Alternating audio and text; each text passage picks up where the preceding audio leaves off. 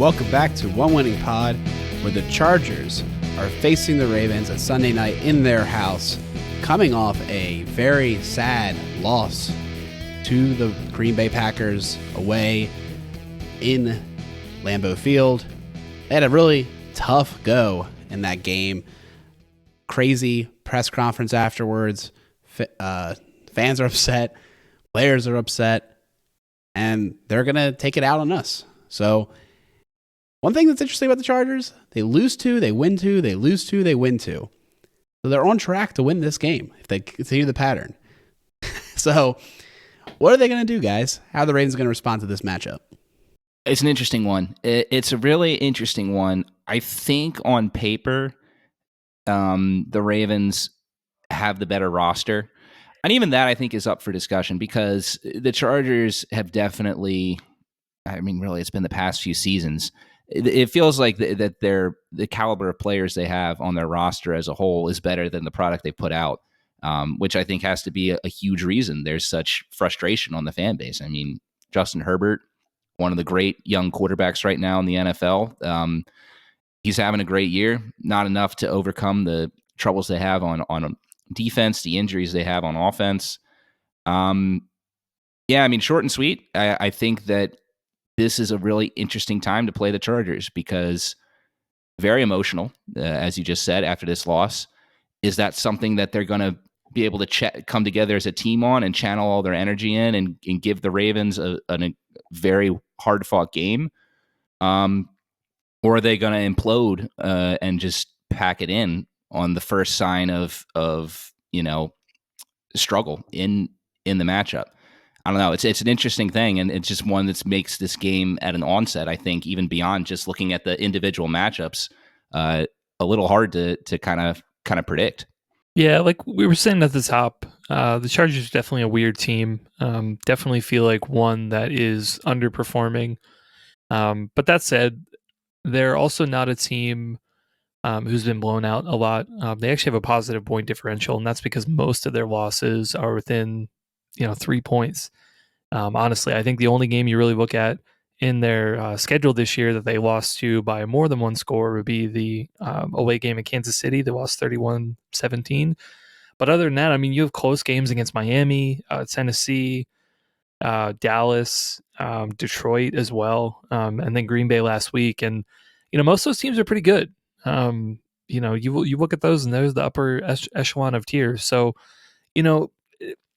it's not the worst thing in the world, I guess, but obviously, the fan base over there and just, expectations around the Chargers, they've kind of been this team that's been always on the outside looking in and thinking that they have the pieces to be able to take the next step. You believe that for long enough, things are going to get a little weird when you don't live up to those expectations. So, even for the Ravens, I wouldn't expect this to be a blowout at all. I know we're not going to go into bold predictions yet, but I think looking into this game, I think, the Ravens certainly want to be able to get the win, be able to go into a bye. That it definitely feels better to go in with a win instead of a loss. But that said, they're going to have to fight for it. I think the Chargers aren't going to be a team that are going to roll over. I think they could be a team that makes some mistakes in the end, but I think the Ravens have to make sure they don't make any. Peter, you bring up a good point. The Chargers have been spending a lot of money trying to become a great team, bringing in high value free agents. If you look at their cash, spend, it's pretty high on this year, and they're already over the cap for next year, if you believe in that kind of thing. So, they're definitely spending future dollars. They're trying to win, and they're just not seeing the fruits of that expenditures. And yeah, the team's extremely frustrated. You can see that Staley is, he came in, this analytic guru. He was following the book. He was doing crazy nerd things. He was getting, carried out, heralded for all his analytic breakthroughs. And then he loses a game because of really galaxy braining the play. And then he I feel like he's been on a full death tilt ever since then. He just doesn't know what to do anymore. He doesn't know if he should be aggressive. He doesn't know if he should be conservative. You watch his defensive play calling, and I'm like, dude, you're crazy. It's 3rd and 1, and you're playing your corners back as if it's 1st and 10. What are you doing, man? it's just if he plays like that against us, Slant Master OBJ, Slant Master Rashad Bateman, and Zay Flowers are going to just feast. Like, it's not even going to be a contest, guys. Like, I don't know. They really need to figure out what they're doing here, because I just don't really understand their defensive scheme. I don't understand like what they're trying to do, and they've had some bad injuries, man. Michael Williams out for the year. Who knows what's going on with Bosa? I think it's tough.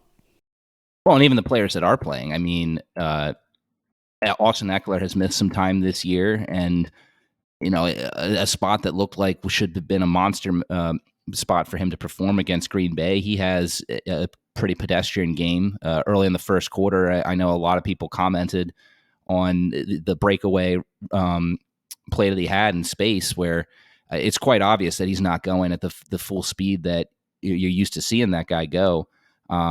Allen had a couple key drops, including one that could have very easily been a touchdown. I know he was dealing with an injury going through practice. There were some questions as to whether or not he would be full strength going into that game against Green Bay. And I mean, those guys, this offense really needs to be at full strength, because outside of those guys, with Mike Williams out for the year, I mean, they really have no one.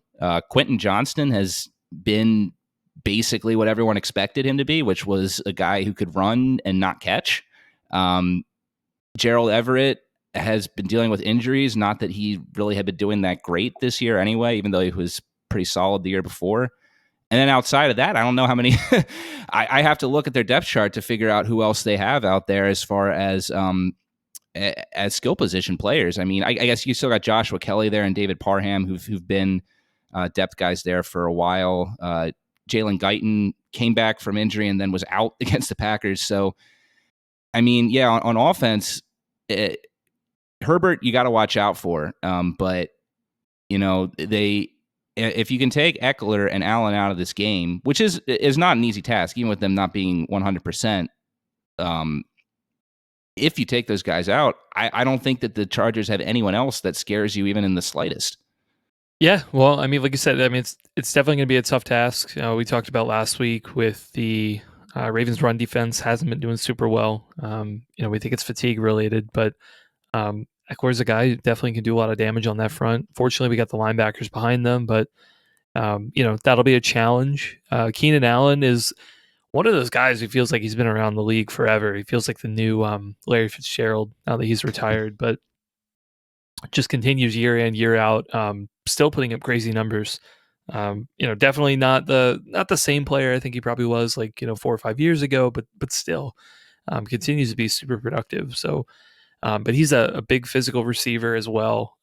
He's a quite crafty route runner, I think, and he'll be a challenge for sure. I would imagine Stevens will probably get the most of him, but depending on where they put him in and where they're aligned, I don't think they'll probably trail him, but still, it'll be a big matchup for those guys. I think most of the time we've been going up against some smaller receivers, but he'll be a guy who really is been known for those 50-50 balls.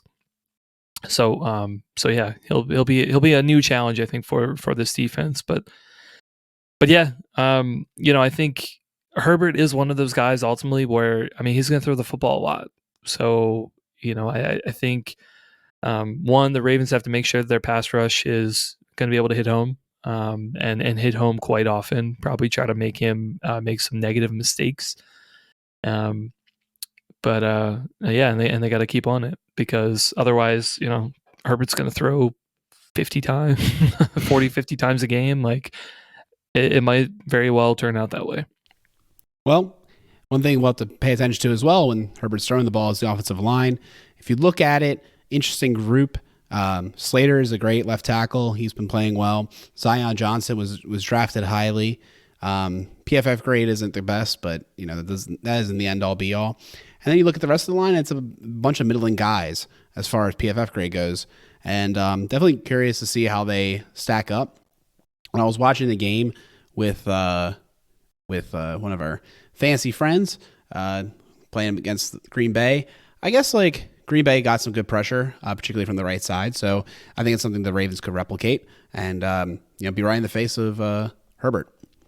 Yeah, I mean, I'll admit I'm not super well versed with their offensive line, but I agree. The same thing went by my mind too while I was watching that game. I mean, it's a line that looks solid, but doesn't exactly scare you. I certainly we saw what the Ravens were able to do against Cincinnati Bengals offensive line that has had some success this year. To be honest, even if it's not quite to the level that you would Cincinnati fans would definitely want. So it looks like a matchup that the Ravens should be able to have success at if they're able to execute and don't play down the competition, which we've certainly seen them do multiple times this year. That's going to be another key thing to look out for here. Moving on their defense, we kind of mentioned it earlier, but against the Packers, Joey Bosa exited with an injury. Looks like he's going to be going to an IR, so he's not going to be in this matchup. But their defense, yeah, I mean, I think we talked about it before as well, that they spent a lot of money on a lot of players coming in. I think one of the guys in particular who they had signed somewhat recently is no longer with the team. J.C. Jackson ended up releasing him. Yeah. After a pretty terrible number of games for them this year. But still, even between some other guys like Khalil Mack, spent a lot of money to bring him in. Kendricks as well from the linebacker side. Yeah, there's a lot of money on this defense, but very, very underperforming. I think I saw a stat somewhere there, the 25th, 26th ranked defense in terms of points, yards, things like that. And just, looking at their record as well, just, a lot of giving up fourth quarter leads and, a lot of points on the board in general. So, I think from what we've seen with the Ravens last week, their offense is playing pretty well. They scored 30 points the last couple of games. I think they continue to execute well in the run game, pass game. I think they definitely got a shot. I feel like the Chargers, like they've been middling, but also like they've got the guys to be able to do some damage. Definitely some talented players. So I think it kind of comes down to what you were saying earlier, Peter, of just not playing down a competition, which is rather unfortunate considering most of our losses have all kind of been under that. Yeah, I was listening a little bit to Locked On Chargers podcast before or today during lunch to kind of get a sense of how the Chargers fan view this team right now. I think the first 10 minutes were a rant on how Joe Staley needs to be fired 3 weeks ago, but after you get through that, there's just seems to be an incredible lack of trust in the defense. There's certainly frustration from the fan base towards the offense, but I mean, there's also seems to be the kind of the view of just like, just how much do you expect this offense to overcome with this defense? It's just, and it's incredible. Like we're saying, like there are players that the Ravens are going to need to watch out for. Khalil Mack, I think, is going to be a guy that McCary would struggle with. Moses, we've seen this year, even though he's had a pretty good year, he struggled at times against more athletic defensive players. Can't forget, and I know it was week 1, so that was a while ago, but gave up the first sack of Will Anderson's career in that game. And, they've got some other guys here. Talib Tuipulotu has been getting to the passer as well. They've got guys that can rush the passer, but the thing is, even if this defense has success, there's just something about it that's just not closing games. And I mean, I wasn't able to come away with an exact definitive what's going wrong there from a standpoint of strategy or game management from the research I was able to do today. But also, I think I kind of got the feeling that Chargers fans are just fed up with trying to guess on what it is. It's just something that seems to be there every game for them. I mean, and it's just like, gosh, let's not even forget that they should have lost to the Vikings, and they should probably only have 3 wins on the year, but they lucked out in that game that Cousins had that pick in the end zone when he in that game when he couldn't get the home crowd to quiet down, right? I believe that was that game. So, yeah, I mean, this is a game though that I am just worried about it being a trap game because, like, honestly, I'm looking at this game. I just don't see how the Ravens lose it. And then that is in and of itself just makes me nervous of like, just like, is there going to be some way that we find a way to fumble it? Yeah, it seems too good to just say that. Like they have too many good players that could have a good day, all correlated with us having bad days. Like that's something that you got to keep in mind out for. We have to definitely execute and play well. One thing that's super strange about this team is that like Caleb was rattling off this stat when we were watching the Packers. That like basically Herbert is super parity, like wins, losses, yards, like everything is like exactly the same over all his games. And you can kind of see that as a microcosm this year, like you were saying, Peter, like 5 losses in games by 3 or less points, but they have a plus 21 point differential because they had 2 blowout wins. So this team, like the wind blows slightly different. They could be way better. They could be 7-3 instead of 4-6. So I definitely think the Ravens need to pay attention to this team. And, whenever you see a guy like Derwin James on the other side of the ball, even if he's having a down year, you got to be concerned. Yeah, I mean, for me right now, I'm definitely worried a lot about the play of Austin Eckler. And I mean, frankly, the play of the Ravens defense, kind of allowing him to dictate what the offense is going to do.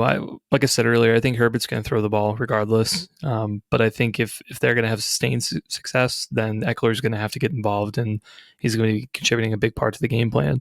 And we've seen, last week, Mixon is honestly, I'd say a pretty similar back. Been around the league for a couple of years, had a lot of success over, at least 3-4 years now.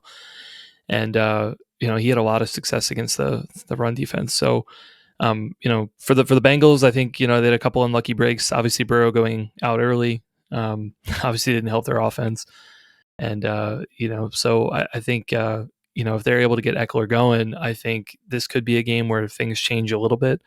And like you said, I think if, Ravens offense, if they run into any roadblocks and, take a step back in there, suddenly this game looks a lot more closer than a game last week against the Bengals. So, I think going into the bye, I really want to see how the run defense is going to do. I'm very curious to see if Project Washington comes back and then how he's going to play. Like I said, we haven't figured out why he was unable to go last week against the Bengals, but at least having that extra rest from him, and if he does come back, I'd be very curious to see if he steps up the play and kind of helps mitigate that aspect of the defense, at least for this week. You bring up a good point, Chris. We played Thursday night. They played on Sunday, so we've had extra time to rest up and prepare for this team. So it's another reason this should be a slam dunk win, even though we do have to travel across the country, which normally is a negative. I think having that extra days of rest is a bigger thing, and we know that these guys have figured out how to play in different time zones. So have confidence in their ability to adjust and play at a high level. Yeah, absolutely. And I think another thing that you look at here, I think the flock's going to travel for this game. That's not to say that I know whether or not, the Chargers fans will come out in full force. I'll admit that I haven't seen too many Chargers games, so I really don't know what their fan base is. But I think that you look at the fact that I could be wrong, but I think this is going to be the Ravens' first time playing in SoFi Stadium, right? Yeah. And you also look at the fact that this game is falling on, Thanksgiving weekend, so people are going to be traveling, and I'm sure Ravens fans are going to want to check out that stadium, obviously, with it being so new. So I think you're going to have a pretty good showing from the fan base, which could definitely help sway the crowd a bit to, you hear a lot of chants for the Ravens, some noise on when the Chargers have the ball, something that could help help get the crowd more on the Ravens side, make it a little more of a neutral setting per se. That's all inference, of course, but it certainly seems like there's a possibility for that. Did we play when we played the Rams? No, we were supposed to, but if I'm not mistaken, the construction for the stadium got pushed back a year. So in 2019 was supposed to be the first year. for that stadium. Let's see. But we definitely played that game in the Rose Bowl stadium. Okay. Yeah, I'm trying to find the game book, but I believe you. Yeah, and then anytime we played the Rams or Chargers, since then they've been here. Yeah, Memorial Coliseum, dead on. So yeah, I guess it would be then the first time we play there. I really wanted to go, man. I remember before the schedule came out, hoping that it would be lined up at a time of the year when it made sense. But holiday weekend, everything else going on in my life, like no way, Jose. So yeah, oh well, that's okay. One day. I'm curious how much the resale tickets are for that. What's the cheapest ticket? I do know a decent amount of the flock's going to be there. A lot of at least Ravens podcasters. Yeah, Ken McCusick and Jordan and Gabe from the Situation Room. They actually live out there, so it makes sense. But they'll be out there making a lot of noise. So I think the opportunity for it to be a home game is on the rise. I think it's a great way to spend your Thanksgiving.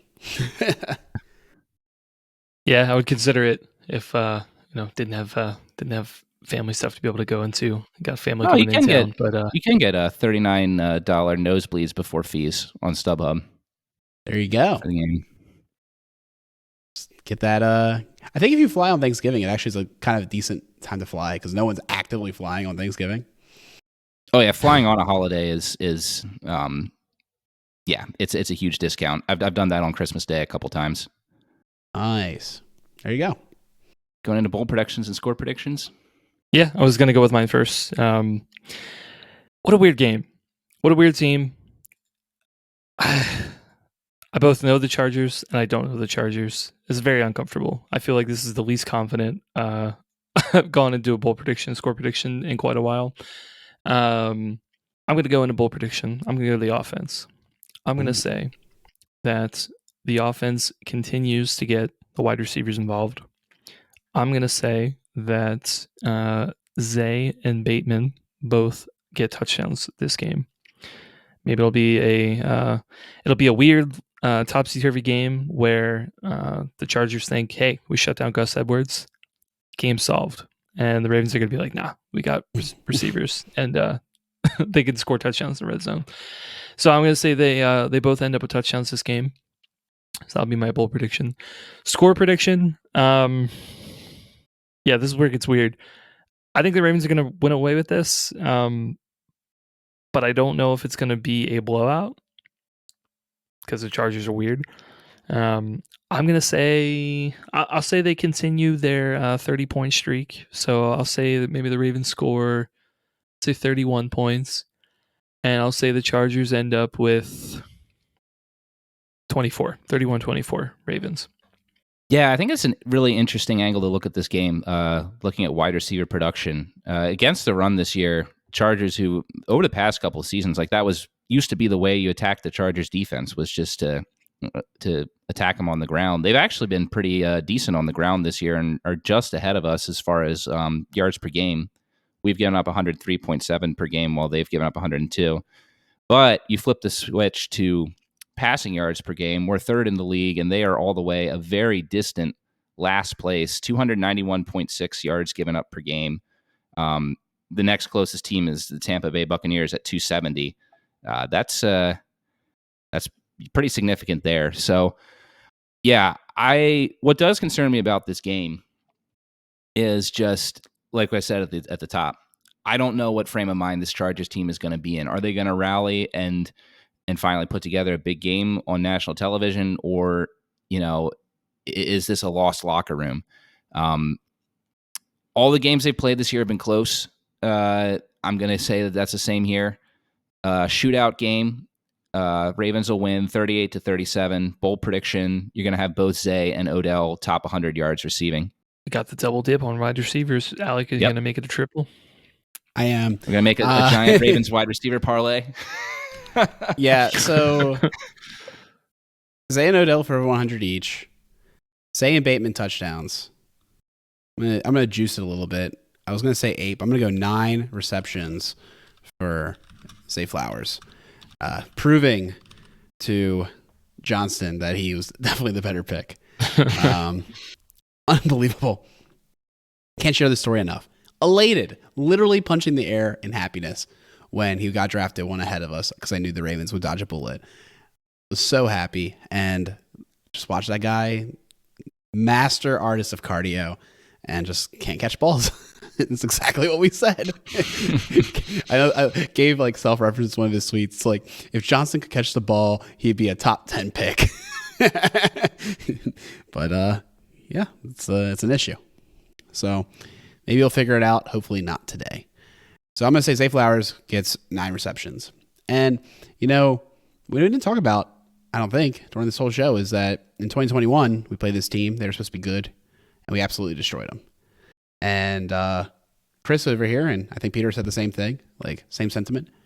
I think the reason this like preview show has been so hard, like, who are these guys? Like, they haven't been themselves all year. And what we're seeing on film is just an underachieving team. They're not hitting on cylinders. Like, it's just, they're not playing up to what was expected. Leadership seems to be in turmoil. Players seem to be frustrated. And it's like, will that narrative change against the Ravens is the question. And I'm going to say it doesn't. The Ravens are the better team, better organization.